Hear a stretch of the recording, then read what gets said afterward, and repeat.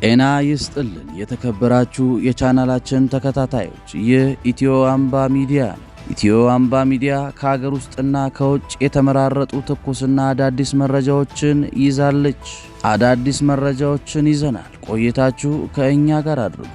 የኢትዮጵያ ወንጌል አማኞች አብያተ ክርስቲያናት ካውንስል ክስ መሰረተ።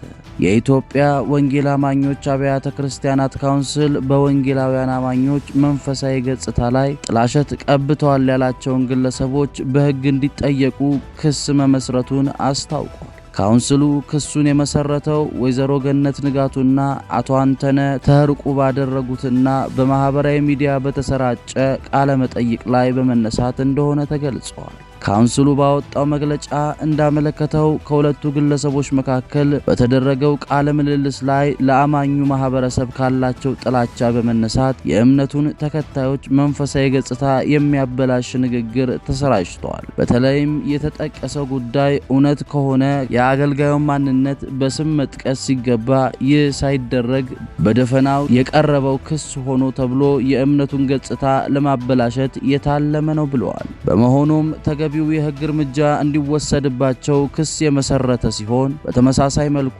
በተለያዩ መድረኮችና ማህበራዊ ሚዲያዎች ሙያዊ ስነ ምግባርን ባልተከተለ መንገድ የወንጌል አማኞችን ስም ለማጠልሸት የሚንቀሳቀሱ አካላት ከድርጊታቸው እንዲቆጠቡ ካውንስሉ ጥብቅ ማስጠንቀቂያ አስተላልፏል ተብሏል።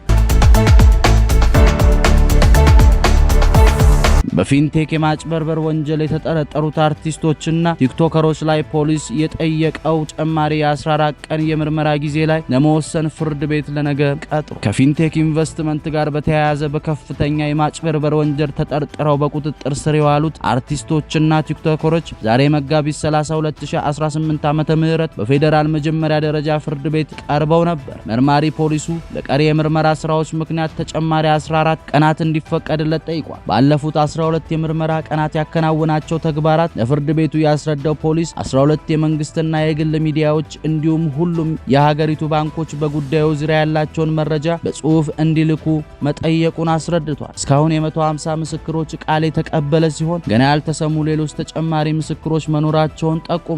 እያንዳንዱ ተጠርጣሪ በወንጀል ድርጊቱ ውስጥ የነበረው የግል ተሳትፎ፣ የጥቅም ትስስር የሚገልጽ ማብራሪያ ለችሎቱ አቅርቧል። የተጀመሩ የሰነድ የሰው ማስረጃ ማሰባሰብ ስራዎች ለማጠናቀቅ ተጨማሪ 14 ቀናት እንዲሰጠው ጠይቋል። በተቃራኒው የተጠርጣሪ ጠበቆች ደንበኞቻቸው በዋስ እንዲፈቱ ለፍርድ ቤት ጥያቄ አቅርበዋል። ጠበቆቹ ባቀረቡት መከራከሪያ ፖሊስ የጠቀሳቸው ቀሪ የምርመራ ስራዎች ተጠርጣሪዎቹ ውጭ ወጥተው ሊያከናውኑት የሚችሉና የእነሱን መታሰር የግድ የማይሉ መሆናቸውን ገልጿል። ተጠርጣሪዎቹ የቤተሰብ አስተዳዳሪ መሆናቸውና የተወሰኑት ደግሞ የጤና እክል ያለባቸው መሆኑን በመጥቀስ የዋስትና መብታቸው እንዲከበር ጠይቀዋል።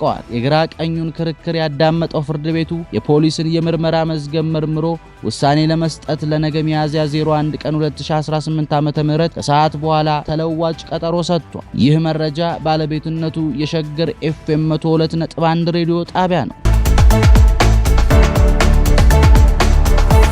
ትግራይ የምርጫ ተሳትፎ አልባ ስጋቶች እንደተጋረጠባት ተነገረ። የድህረ ጦርነት ማገገምና የፖለቲካ መሰነጣጠቅ ላይ የምትገኘው ትግራይ በ2018 ሀገራዊ ምርጫ የመሳተፏ ነገር አጠራጣሪ ነው እየተባለ ነው። ትግራይ ከኢትዮጵያ ሀገረ መንግስት ጋር የነበራት ግንኙነት በአስከፊ ጦርነት መቋረጡ ለ2018ቱ ሀገራዊ ምርጫ የሚደረገው ዝግጅት ረጅም ጥላ አጥሎባታል ተብሏል። ለዚህ ዋና ምክንያት ደግሞ አሁን ያለው የፖለቲካ ስርዓት ትግራይ ላላት የህገ መንግስት ጥሰት ጥያቄ መልስ መስጠት የማይችል መሆኑ ብቻ ሳይሆን ትግራይ በምርጫው መሳተፍ ትችላለች፣ ከተሳተፈችስ በምን አይነት ሁኔታ የሚሉ ጥያቄዎች መልስ አልባ ሆነው መቀጠላቸው እንደሆነ ተነግሯል። የትግራይ የፖለቲካ ማህደር አሁን ቢሆን በህዝባዊ ወያኔ ሓርነት ትግራይ ህወሓት ዋና ተዋናይነት ቢቀጥልም ፓርቲው በ2013ቱ አገራዊ ምርጫ ሳይሳተፍ መቅረቱ ከጦርነት በኋላ የተከሰተው የፖለቲካዊ መሰነጣጠቅ፣ የህጋዊ ሰውነት ውዝግቦች፣ በጦርነቱ ወቅት የተፈጸሙት ከባድ የሰብአዊ መብት ጥሰትና የጦር ወንጀሎች ድምር ውጤቶች የበላይነቱ ብቻ ሳይሆን ትግራይ ከፌዴራል መንግስት ጋር ያላትን ግንኙነት መሰረታዊ በሆነ መልኩ ቀይረውታል መባሉ ነው የተገለጸው። ኢትዮጵያ ያለ ትግራይ ተሳትፎ አገራዊ ቅቡልነት ያለው ምርጫ ማካሄድ ትችላለች? የክልሉ መሳተፍ መገለል ለኢትዮጵያ ድህረ ጦርነት የፖለቲካ ስምምነት ለሀገረ መንግስቱ የወደፊት ቅርጽና ይዘት ምን ትርጉም ይኖረዋል? የሚሉ ጥያቄዎችን በማንሳት የዘገበው አዲስ ስታንዳርድ ነው።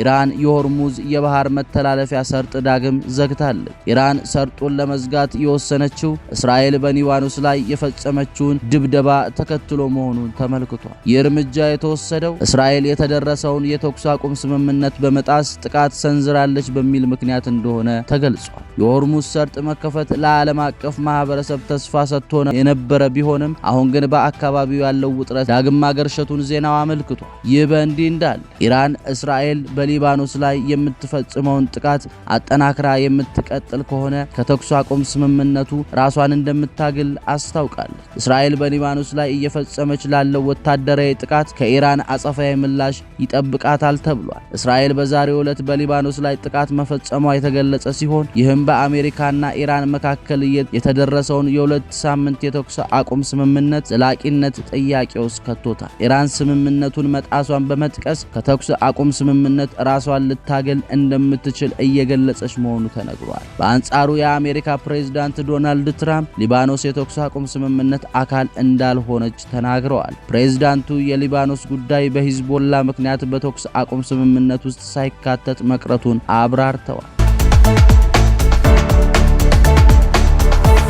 እስራኤል በሊባኖስ በፈጸመችው መጠነ ሰፊ ወታደራዊ ጥቃት በዛሬው ዕለት ብቻ 254 ሰዎች ተገደሉ። እስራኤል በሊባኖስ ላይ በሰነዘረችው ከፍተኛ ወታደራዊ ጥቃት በዛሬው ዕለት ብቻ 254 ሰዎች መገደላቸው ተገለጸ። ይህም ዛሬ ይፋ የተደረገው የሁለት ሳምንት የተኩስ አቁም ስምምነት ውጥረት ውስጥ ለመውደቁ አመላካች ሆኗል። የኢራን የውጭ ጉዳይ ሚኒስቴር አባስ አራቅቺ ቀደም ሲል ባደረጉት ንግግር ለቀጣዩ 2 ሳምንታት ከኢራን የታጠቁ ኃይሎች ጋር በሚደረግ ቅንጅት በሆርሙዝ ሰርጥ በኩል ደህንነቱ የተጠበቀ ጉዞ ማድረግ ይቻላል ማለታቸው ይታወሳል። ይሁን እንጂ በተኩስ አቁም ስምምነት ይዘቱ ላይ የጎላ ልዩነት ወዲያውኑ ታይቷል። ስምምነቱ ያሸማገሉት የፓኪስታን ሸህባዝ ሻሪፍ የተኩስ አቁም ሊባኖስንና ሌሎችን ቦታዎችን ያካትታል ሲሉ፣ የእስራኤል ባለስልጣናት በበኩላቸው በሊባኖስ በሂዝቦላ ላይ የሚካሄደው ዘመቻ የተለየ እንደሆነና እንደሚቀጥል ሲገልጹ ቆይተዋል። ሲኤንኤን እንደዘገበው እስራኤል በሊባኖስ ላይ የፈጸመችው ጥቃት ከፍተኛ ሲሆን በሊባኖስ ሲቪል መካከል መረጃ መሰረት ቢያንስ 254 ሰዎች ሲገደሉ 1165 ደግሞ ቆስለዋል። ይህ የጥቃት መጨመር ኢራን ለዓለም የነዳጅ ንግድ ወሳኝ በሆነው የሆርሙዝ ሰርጥ ላይ የመርከቦችን እንቅስቃሴ እንድታግድ ሳያደርጋት እንዳልቀረም ተገምቷል። የተኩስ አቁም ተግባራዊ ከሆነ ወዲህ በሰርጥ በኩል እንዲያልፉ የተፈቀደ ለሁሉም የነዳጅ ጫኝ መርከቦች ብቻ ሲሆን ይህም የባህር ላይ ጉዞ ገና ከጅምሩ ጥብቅ ቁጥጥር እንደተደረገበት ያሳያል። ጣታችን አሁንም አታው ላይ ነው፣ ገና የምናሳካው ግቦች አሉን ሲሉ የእስራኤል ፕሬዝዳንት ተናገሩ። በአሜሪካና በኢራን መካከል የተኩስ አቁም ስምምነት መደረጉን ተከትሎ የእስራኤል ጠቅላይ ሚኒስትር ቤንጃሚን ኔታንያሁ በሰጡት የቪዲዮ መግለጫ ሀገራቸው ገና የምታሳካቸው ተጨማሪ ግቦች እንዳሏትና በማንኛውም ጊዜ ወደ ጦርነት ለመመለስ ዝግጁ መሆኗን አስታወቁ። ጠቅላይ ሚኒስትሩ ባስተላለፉት መልእክት ገና የምናጠናቅቃቸው ተጨማሪ ግቦች አሉ፣ እነሱንም በስምምነት አሊያም ደግሞ ወደ ጦርነት በመግባት እናሳካዋለን ሲሉ ቃል ገብተው እስራኤል በማንኛውም ሰዓት ወዲያውኑ እርምጃ ለመውሰድና ወደ ጦር ለመመለስ ሙሉ ዝግጅት እንዳላት የገለጹት ኔታንያሁ ጣታችን አሁንም ቃታ ላይ ነው በማለት ጠንከር ያለ ማስጠንቀቂያ ያዘለ መልእክት አስተላልፈዋል። በተጨማሪም ኔታንያሁ የተኩስ አቁም መታወጁን ተከትሎ ለህዝባቸው ባደረጉት ንግግር የእስራኤል ህዝብ በጦርነቱ ወቅት ላሳየው ጽናት ጥልቅ ምስጋናቸውን አቅርበዋል። በግንባር ካሉ ተዋጊዎችና በጀርባ ደጅ ሆናችሁ ካላችሁት ከእናንተ ጋር በመሆን እጅግ ግዙፍ የሆነ ድሎችን በጋራ አሳክተናል ብለዋል። ጠቅላይ ሚኒስቴሩ የዚህ ወታደራዊ ዘመቻ ዋነኛ ማጠቃለያ ውጤት እስራኤል ከመቼውም ጊዜ በላይ ጠንካራ መሆኗንና ኢራን ደግሞ ከመቼውም ጊዜ በላይ ደካማ መሆኗን ያሳየ ነው ብለዋል። የሀገራቸውን የበላይነትና ወታደራዊ ስኬት አጉልተውም ገልጸዋል።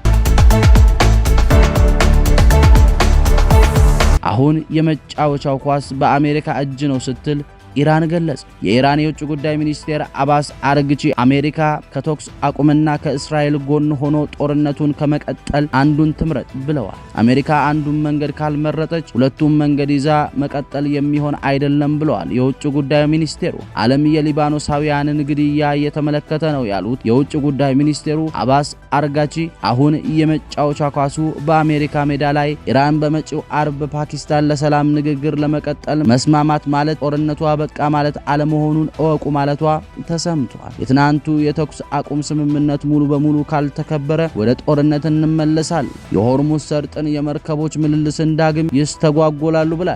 የአሜሪካ የነጩ ቤተ መንግስት የፕሬስ ሴክሬታሪ ካሮላይን ሌቪት የተኩስ አቁም ስምምነት ላይ ብንደርስ አሁንም ግን የአሜሪካ በኢራን ጉዳይ ያሰመረችው ቀዩ መስመር እንደተጠበቀ መሆኑ መታወቅ አለበት ብለዋል። የፕሬሱ ኃላፊ በመጪው አርብ ይደረጋል ተብሎ ቀድሞ ተነግሮ የነበረው የዋሽንግተንና ቴሄራን የኢስላማባድ ድርድር የሚደረገው ቅዳሜ መሆኑን በዛሬው መግለጫ አንስተዋል። አሜሪካም ለንግግሩ ምክትል ፕሬዝዳንቱ ጄዲ ቫን፣ የትራምፕ ልዩ መልእክተኛ ስቲቭ ዊትኮፍና ጃሬድ ኩሽነር በተደራዳሪነት ትልካለች ብለዋል። ለሰላም ድርድሩ አሜሪካ እየተዘጋጀው ነው ብትልም የእስራኤል ጥቃት አለመቆሙ ግን ሂደቱን ዳግም ወደ ጦርነት እንዳይመልሰው ተሰግቷል።